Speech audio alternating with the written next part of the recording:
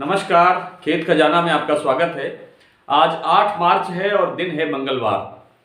सरसों के साथ साथ आज सभी खाद्य तेल तिलहन के बाजार में अच्छी तेजी देखने को मिली है। हालांकि कॉटन बाजार में अभी भी गिरावट बनी हुई है। भाव लगभग स्टेबल से हैं जो पिछले 3-4 दिन से चल रहे हैं, उनमें कोई बदलाव नहीं है, विशेष बदलाव नहीं है। छोटा मोटा बदलाव होता रहता है मंडियों में आवक के अनुसार। हालांकि आवकें अब बिल्कुल कमजोर हो गई हैं, उसके बावजूद बाजार उठ नहीं रहा है। विस्तार से चर्चा करेंगे। इससे पहले आपसे निवेदन कि आप इस चैनल को सब्सक्राइब कर लीजिए। सब्सक्राइब करने के साथ साथ बेल आइकॉन की घंटी जरूर दबाइए ताकि वीडियो अपलोड होते ही सबसे पहले आपको मिल जाए। बात करते हैं सरसों से, शुरुआत सरसों से। सरसों में आज हालांकि आवकों की जो स्थिति है वो काफ़ी बढ़ गई है, यानी 11 लाख से लेकर के करीब पौने 12 लाख बोरी तक की आवकों की रिपोर्ट आ रही है। और ये बोरी की बात है, 11 लाख से पौने 12 लाख बोरी की आवक बताई जा रही है। इतनी आवकें बढ़ने के बावजूद आज जो प्लांटों के भाव हैं, यानी जो तेल के जो ब्रांडेड कंपनियां हैं जो तेल बेचती हैं, जिनका ब्रांड से तेल बिकता है, उन्होंने आज बड़े ऊंचे स्तर पर भाव बढ़ाकर सलोनी के प्लांट ने आज 200 रुपये भाव बढ़ाए। 7300 से 7400 पे कारोबार चल रहा था, फिर 7600 तक पहुंच गया और 7600 के बाद अब फिर शाम को 5 बजे के आसपास भाव जो है फिर वापस 100 रुपये कमजोर होकर के 7500 का ऊपर के स्तर पर, यानी शमशाबाद का भाव 7500 और कोटा का 7400 आ गया। क्षमा करें, 7300 आ गया। तो भाव इस तरह से जो भाव बढ़ा करके प्लांटों ने इस तरह से भाव बढ़ाए हैं। इसी तरह से बीपी ऑयल मिल का भी भाव बढ़ा और इसी तरह से शारदा का भी भाव बढ़ा और दूसरे जो प्लांट हैं उन्होंने भी भाव बढ़ा करके जो खरीदी की है सरसों की, उससे बाजार में तेजी देखने को मिली है। प्रेशर आवकों का इतना नहीं बन पा रहा है बाजार पर, इस कारण से क्योंकि इंटरनेशनल मार्केट के अंदर खाद्य तेलों की उपलब्धता पर संकट आता हुआ दिखाई दे रहा है। ये सब चर्चा परिचर्चा और इस तरह के आंकड़ों के सहित जानकारी हम अपने दैनिक बुलेटिन में, जो खेत खजाना का एक अखबार डेली बुलेटिन के रूप में आता है, उसमें बहुत विस्तार से हम ये जानकारी दे रहे हैं कि खाद्य तेलों का संकट बढ़ रहा है, खाद्य तेलों के उपलब्धता का संकट बढ़ रहा है। सूरजमुखी का तेल बाधित हो गया है, आ ही नहीं रहा है रूस से भी और यूक्रेन से भी। और जो इसका इंडोनेशिया से और मलेशिया से जो पाम तेल आता है उसके भाव ऊंचे हो रहे हैं क्योंकि उसकी डिमांड ज़्यादा बढ़ रही है, इंटरनेशनल मार्केट कमज़ोर है, उपलब्धता कमज़ोर है।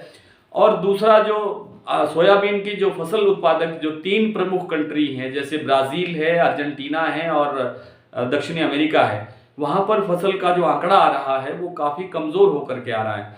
आज ही ब्राज़ील ने अपना जो लेटेस्ट डाटा दिया है उसमें 228.5 लाख टन का जो उनका अनुमान था फसल होने का, उत्पादन होने का, उसको घटा करके उन्होंने 222.5 लाख टन किया है। ये बहुत बड़ी गिरावट है। इससे जो है वो उपलब्धता पर संकट आता है। तो अंतर्राष्ट्रीय बाजार में तेलों पर संकट है। रूस और यूक्रेन का झगड़ा तो इसमें शामिल है ही है। जो फसल कमजोर हो रही है वो दूसरा बड़ा कारण है। इस कारण से घरेलू बाजार में, यानी भारत के जो बाजार में खपत के मुताबिक तेल की उपलब्धता कम रहेगी। इससे इंटरनेशनल बाजार के साथ साथ घरेलू बाजार के अंदर भी खाद्य तेलों में तेजी का माहौल ही बना रहने की संभावना है। थोड़ा बहुत कहीं बाजार में कभी जैसे कोई 1000, 20,000, 1000-5000 बोरी ज़्यादा आ गई तो एकदम थोड़ा सा कोई 150 रुपये का प्रेशर आ गया, कोई रुपया 2 रुपया तेल में टूट गया। इसके अलावा तेल में, खाद्य तेलों के किसी भी उसमें गिरावट आने की कोई संभावना, बड़ा बंदा आने की कोई संभावना दिखाई नहीं देती है। 2-3 कारण बताए मैंने आपको। और जो सलोनी के जो प्लांट हैं या और दूसरे प्लांट हैं, उन प्लांटों द्वारा इसलिए भाव बढ़ा करके खरीदी की जा रही है ताकि उनका जो ब्रांड है उसकी जो विश्वसनीयता बनी रहे, उसकी उपलब्धता बनी रहे और वो ब्रांड जिंदा रहे मार्केट के अंदर।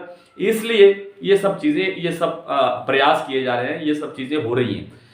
हो सकता है कि अगर थोड़ा बहुत इंटरनेशनल मार्केट में कहीं सुधार दिखाई दिया, हल्का सा भी सुधार दिखाई दिया, तो ये बाजार सरसों का यहाँ से थोड़ा बहुत डाउन आ सकता है। मैं बार बार निवेदन कर चुका हूँ कि जो स्टैंडर्ड की सरसों है, स्टैंडर्ड की सरसों का मतलब ये है जिसके अंदर नमी की मात्रा 6 से 8% है, उस सरसों का भाव 6,000 रुपये से नीचे नहीं जाएगा।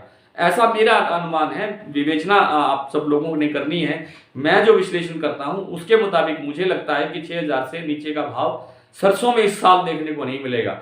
ऊंचा भाव कहां तक जाएगा ये कहना अभी कठिन है, क्योंकि अभी हमें आवकें देखनी है, आवकें कहां तक बढ़ती हैं और ऊंचा भाव कहां तक जाएगा इसका निर्णय मार्च के अंत तक या अप्रैल के पहले सप्ताह में हो सकता है। उसके हम करीब पहुंच सकते हैं, एग्जैक्ट तो फिर भी नहीं बता सकते, उसके नजदीक पहुंच सकते हैं कि आज इस बार सरसों का भाव ये हो सकता है। एक हल्का सा फुल्का सा जो एक तस्वीर बनती है फीकी फीकी सी, उसमें कलर अभी भर नहीं रहे हैं, हम भरे नहीं जा सकते क्योंकि अभी समय अर्ली है, टाइम बहुत पहले हम बात कर रहे हैं सरसों की। हो सकता है कि सरसों के भाव जो पिछली बार सरसों नहीं देख पाई थी हाईएस्ट भाव, शायद वो देखने को मिल जाए। गारंटी नहीं है मेरी इस बात को, आज ही आप 100% या लो पर लकीर मत मान लेना, मेरा अपना विचार है, मुझे लगता है कि ऐसा भी शायद संभव हो सकता है। ये फैसला अंतिम निर्णय हम अप्रैल के फर्स्ट वीक में करेंगे, इस पर क्या होगा। फिलहाल जो 5 से 10% मॉइस्चर का जो सरसों है वो बिक रहा है 6400 रुपए से लेकर के 6500-6600 रुपए तक, और इससे ज्यादा का जो मॉइस्चर है वो बिक रहा है 5800 से लेकर के 6200 रुपए तक, 6000 रुपए तक, 5800 से 6000 रुपए तक। और इससे ज्यादा का जो मॉइस्चर है यानी जो 18% से ऊपर बायो मॉइस्चर चला जाता है उसका भाव चल रहा है 5600 से लेकर के 5800 रुपए तक।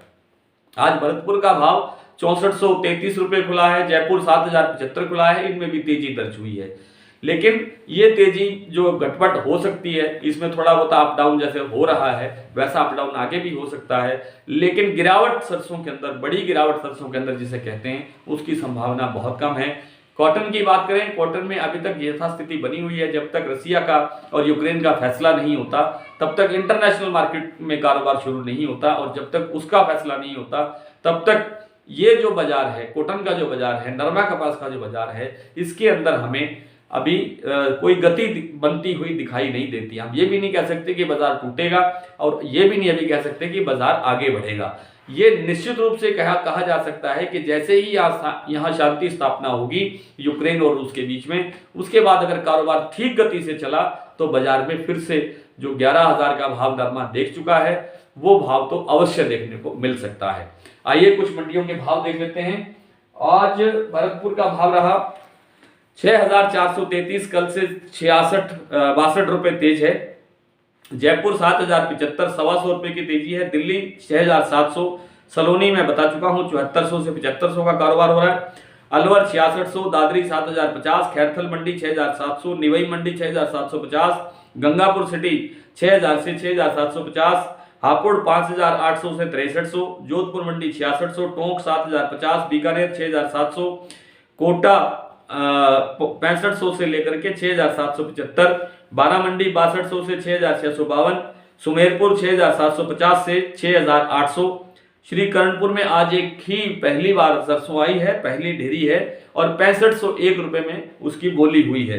तो आप अंदाजा लगा सकते हैं कि पहली ढेरी होगी तो संभवतः उसमें नमी की मात्रा अच्छी खासी होगी, 10% से मुझे ऊपर लगता है, ताकि जिसका भाव 6500 के आसपास आया है। एलनाबाद 6850, गंगानगर 6470, सिरसा 6500 से लेकर 6950, और आदमपुर मंडी में आज सरसों बिकी है 6850 रुपए। नरमा आज पदमपुर में बिका है 10,441 रुपए, एलनाबाद में 10,017 रुपए, गंगानगर में 10,110 रुपए, सिरसा में 10,132 रुपए, आदमपुर में 9,578 रुपए, संगरिया में 10,175 रुपए, और कालावाली में 10,150 रुपए। कल आपसे फिर इसी तरह से मुलाकात होगी, तब तक के लिए नमस्कार।